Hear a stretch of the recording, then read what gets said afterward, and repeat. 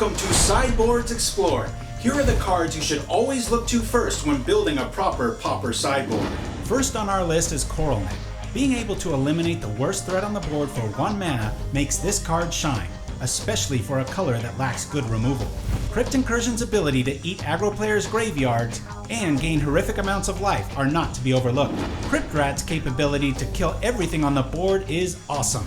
Make sure to master the multiple activation tricks to get rid of pesky undying critters in one swoop. Curfew punishes players for going all in on a creature. It's especially good versus Kiln Fiend decks and Hexproof. Curse of Chains can be used as removal in any white or blue decks. Great for isolating threats like Gurmag Angler. Duress goes a long way towards ruining your opponent's game plans on the very first turn. At worst, you get free intel on your opponent's hand strength. Electrickery is one of the best mass removal spells in the game. For years, commoners were forced to brew with cards like Seismic Shudder to combat small armies. Not anymore. Flaring Pain is the only answer outside of a counterspell for some of the most powerful fog effects Pauper has in its arsenal. Ghastly Demise is one of the most efficient removal spells in all of Magic, so long as your opponent isn't of the Swamp Persuasion.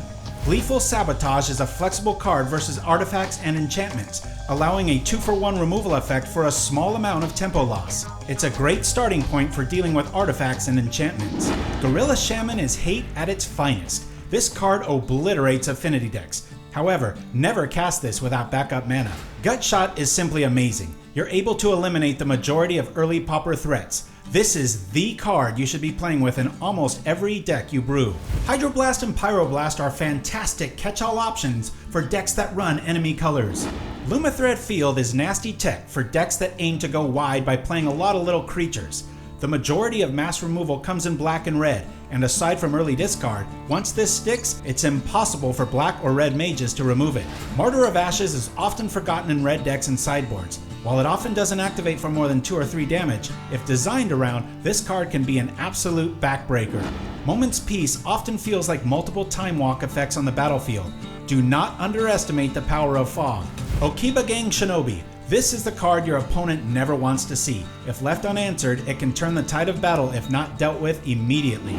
Prismatic Strands. If you have access to white mana, you should be running this. It can often act as a one-sided Wrath of God. Obviously good versus big red spells like Rolling Thunder or Fling. Its ability to flash back makes the power of this card border on being absurd.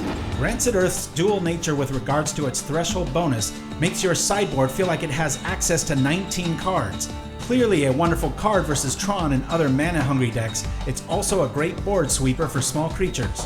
Relic of Progentius is a necessary evil in many sideboards and metagames. Remember, you can trip this while your own graveyard recursion spells are on the stack. For example, Raven's Crime, buying you a card and saving your own graveyard synergy.